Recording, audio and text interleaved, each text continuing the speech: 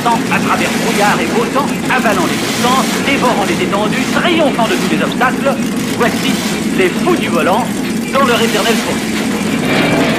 Les véhicules se dirigent vers la ligne de départ.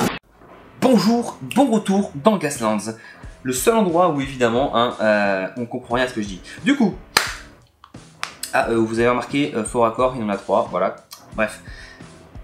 Donc, qu'est-ce qui se passe dans le cas où mon véhicule qui vient de se faire attaquer pour la dernière fois de sa vie n'a plus de points de vie? En l'occurrence, une voiture de ce type-là, c'est une voiture de course, elle a 8 points de vie, elle vient d'en perdre 2 actuellement.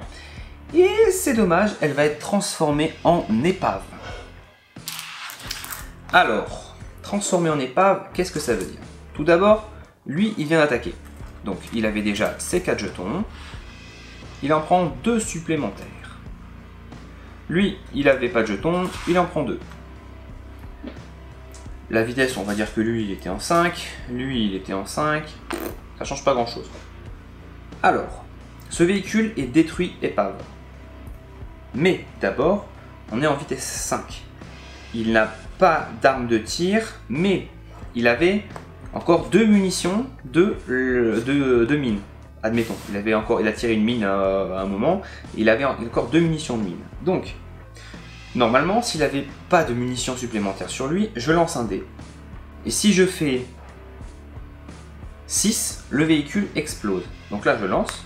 Je fais un 5, normalement le véhicule n'explose pas, mais on vient ajouter les 2, j'ai pas prévu de jetons pour l'instant pour symboliser les munitions. Je viens cocher des croix sur les cartes de pilote, de voiture.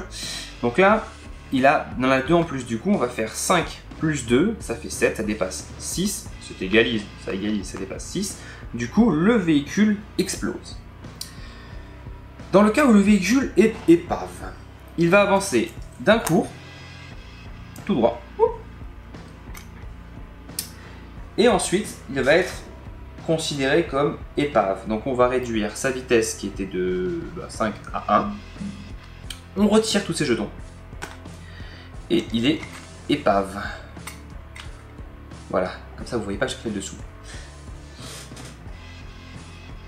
Et ensuite, une fois qu'on est épave, c'est à ce moment-là en fait qu'on fait le test pour l'explosion. Donc là, je lance un dé, je fais 1 plus 2, il explose pas. Dans le cas où j'aurais fait, je sais pas moi, 5 plus 2, il explose. Qu'est-ce qui se passe quand il explose? Quand c'est un véhicule léger, comme celui-ci, un buggy, là c'est une voiture, donc c'est un véhicule moyen. Mais pour un véhicule léger, on envoie 2 dés.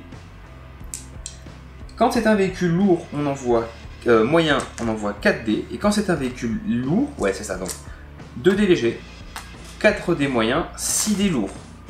Et c'est quoi? C'est une attaque d'explosion sur tous les véhicules qui sont à portée moyenne. Donc en gros, celui-ci, s'il y en avait un autre là, eh bien ça ne le touche pas. Mais s'il y en avait un autre ici, eh bien les deux se prennent une attaque d'explosion avec la règle Blast, qui est la règle d'explosion. Donc là, c'est un véhicule moyen, donc 4 dés sur ce véhicule-là. Il prend hop, 3 dégâts. Sur celui-ci, il prend 2 dégâts, sachant que c'est 3 dégâts pour lui qui vont rajouter 3 jetons. Blah, coucou, s'il n'est pas mort, évidemment. Dans quel cas, il va lui aussi partir en épave et exploser. Et lui, il va prendre ces 2 dégâts et ces 2 jetons. Voilà pour la phase, en gros, d'épave. S'il avait percuté ce véhicule, il y aurait eu une collision. Hein. D'ailleurs, quand c'est dans ce cas-là, notre véhicule est déjà parti. Hein. En général, on ne dit pas j'esquive. Hein. On dit bah non, je te rentre dedans. Donc là, c'était ce véhicule-là. Il vient de taper, d'attaquer. Il vient de le taper dedans. Potentiellement, le véhicule a été détruit épave, il est parti tout droit. Ce qui veut dire qu'il commence sa phase de tir avec aucun détail, avec aucune obstruction autour. Potentiellement, il pourrait tirer devant, vu qu'il vient de détruire le véhicule qui était à côté. Là, en l'occurrence, il n'y a que des alliés, il ne va pas tirer. Donc, fin de phase d'attaque. Phase de sortie de route. Sortie de route, on vérifie. Ce véhicule-là, il en a 4. Ce véhicule-là, il en a 2. Ce véhicule-là n'en a plus, il est à vitesse 1. Hop là. Ce véhicule-là, par contre, il en a beaucoup. Alors, beaucoup, c'est pas grave, comme je disais. Il faut juste en avoir plus de 6. Ou 6 ou plus. Ah non, en avoir plus de 5 ou 6 ou plus. C'est compliqué à chaque fois que je m'embrouille. En gros, là comme ça, c'est la merde. Là comme ça, c'est encore pire. Enfin non, en fait ça change rien. Mais bon, ça veut dire qu'on a chargé quoi. Du coup, test de sortie de route. Comment ça marche? Ce véhicule est à vitesse 5.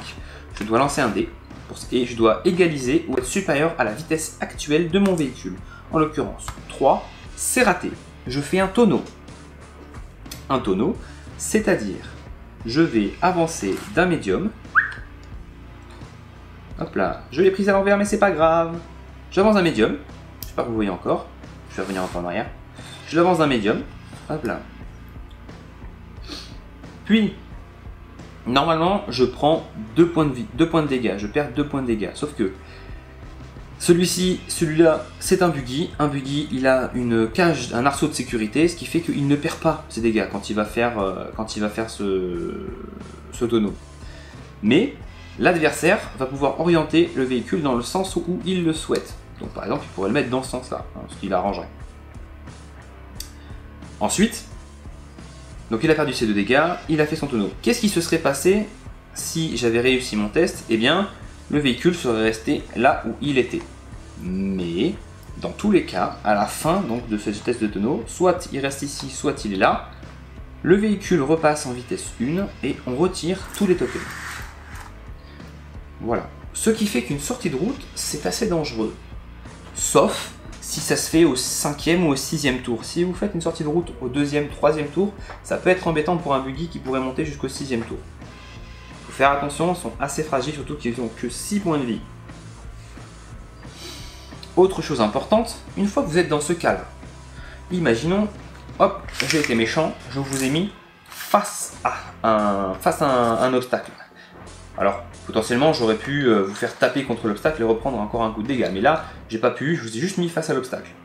Eh bien, vu que vous êtes en vitesse 1, vous avez tout à fait le droit de faire une marche arrière. Comment ça marche une marche arrière? Il suffit tout simplement de partir comme si vous vouliez avancer, mais vous inversez. Vous considérez l'avant du véhicule, l'arrière du véhicule comme son avant, et l'avant comme l'arrière. Vous le centrez bien comme il faut, avec vous faites vos jets, vos tests, machin, tout ce que vous voulez. Mais du moment où vous passez une vitesse, vous ne pouvez plus faire de marche arrière, vous pouvez faire de la marche arrière qu'en vitesse 2. Ce qui veut dire que si vous étiez dans ce sens-là, que vous préférez reculer d'un short, revenir ici, bon, on s'en fout, on considère pas qu'il y a on s'en fout de ça, ils n'existent pas.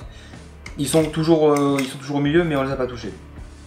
Et que vous passez une vitesse, donc là vous passez en vitesse 2, tout ce que vous pourrez faire au tour prochain, c'est peut-être ce genre de choses-là, pour revenir dans le bon sens. Mais vous ne pourrez pas continuer à faire une marche arrière.